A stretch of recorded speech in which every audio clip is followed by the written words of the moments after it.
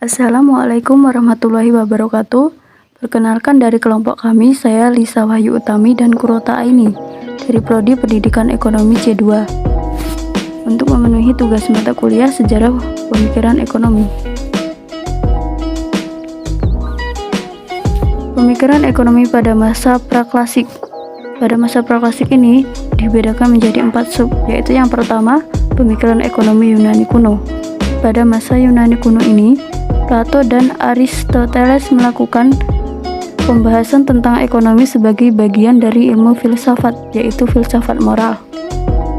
Yang kedua, kaum skolastik masih memfokuskan perhatiannya pada konsep keadilan.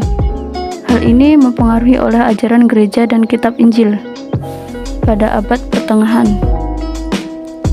Yang ketiga, era merkantilisme.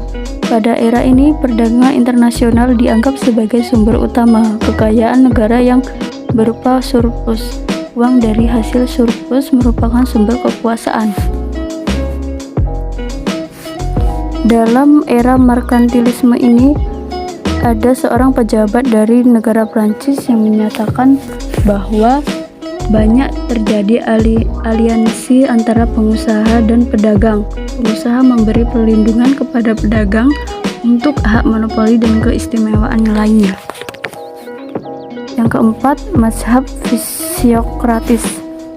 Kaum fisiokratis percaya bahwa Tuhan telah menciptakan alam dengan sebaik-baiknya, sehingga diperlukan keselarasan antara alam dan perilaku manusia dalam memenuhi kebutuhan hidup tanpa harus ada campur tangan dari pemerintah. Kemudian, pemikiran ekonomi kaum klasik. Ekonomi klasik dianggap sebagai aliran modern pertama dalam sejarah pemikiran ekonomi. Pemikiran dan pengembang utama aliran ini antara lain Adam Smith, John Bastian Say, David Ricardo, Thomas Malthus, dan John Mill. Ekonomi klasik yang menyatakan bahwa pasar bebas akan mengatur dirinya sendiri jika tidak ada campur tangan dari pihak apapun.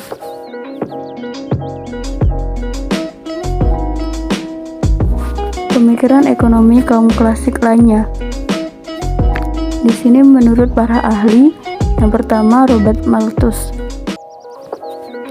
beranggapan bahwa pertambahan penduduk lebih cepat 2 kali lipat dari bandingkan pertumbuhan sumber daya makanan. Yang kedua, David Ricardo. Pemikiran yang paling berpengaruh dalam ekonomi kaum klasik mengenal keunggulan perbandingan dari teori nilai.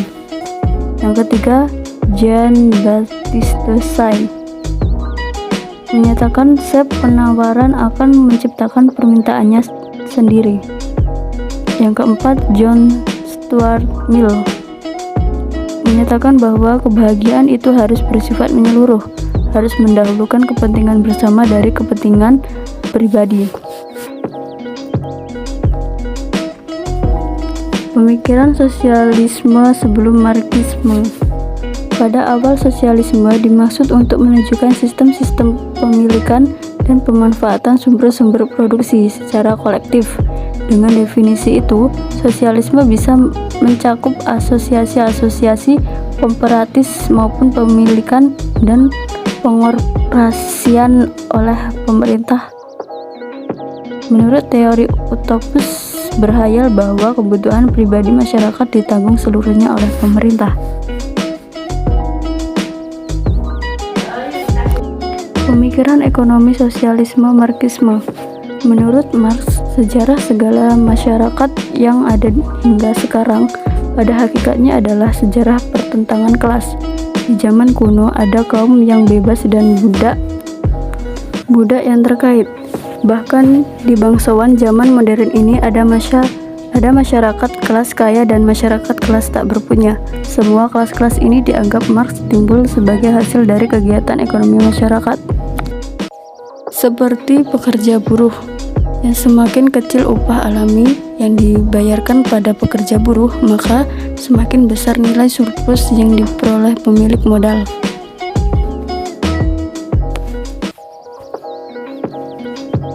Pemikiran ekonomi pembaruan terhadap Marxisme. Pendapat Marx sebelumnya yaitu kaum buruh selalu dimanfaatkan dan dianggap tidak akan hidup sejahtera. Kemudian muncullah pemburuan terhadap pemikiran Marx tersebut bahwa kehidupan kaum buruh tidak selamanya sengsara. Seperti seorang pekerja TKI yang bekerja di luar negeri yang mendapatkan gaji lumayan besar.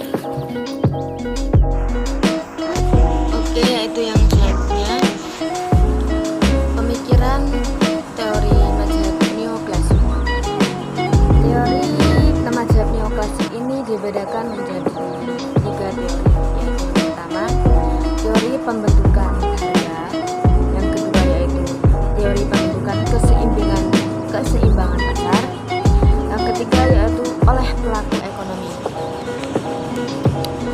Yang selanjutnya yaitu pemikiran teori aliran histori, menyatakan bahwa kegiatan perekonomian ini tidak terlepas dari interaksi masyarakat, sehingga tidak mungkin ada hukum ekonomi yang terlepas dari peran-peran pemerintah. Yang selanjutnya yaitu pemikiran teori aliran institusi. Setiap perilaku ekonomi yaitu bersumber dari norma-norma, tradisi, dan budaya. Perilaku ekonomi seseorang dipengaruhi oleh institusi tertentu.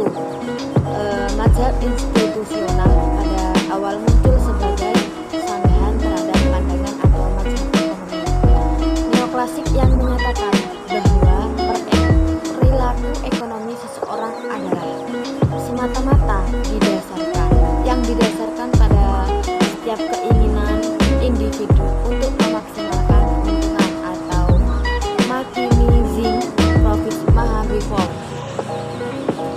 Yang selanjutnya yaitu pemikiran ekonomi, yaitu dibagi menjadi 2.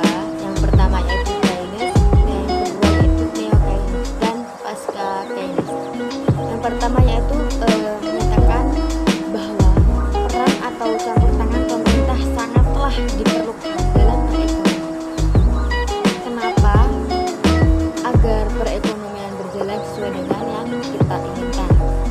Yang kedua yaitu membahas tentang teori-teori ketidakseimbangan dengan pertumbuhan dan pendapatan. Itu yang selanjutnya, dan ini yang terakhir pemikiran teori aliran monetaris. Inflasi ini disebabkan oleh meningkatnya jumlah yang beredar dan uang tersebut harus dikurangi peredarannya. Oke, sekian dari kelompok